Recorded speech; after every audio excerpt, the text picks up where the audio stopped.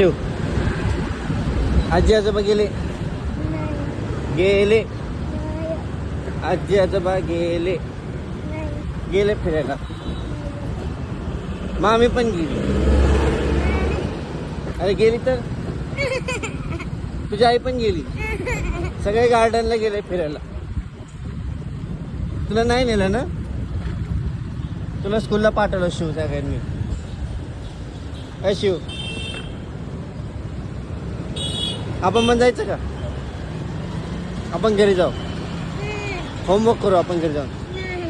हो आजी आजोबा गेले ना फिरायला गेले. तुला नाही जायचं ना. कुठे जायचं. कुठं घरी नाहीये कोणी. मग मी कशाला घ्यायला आलो तुला.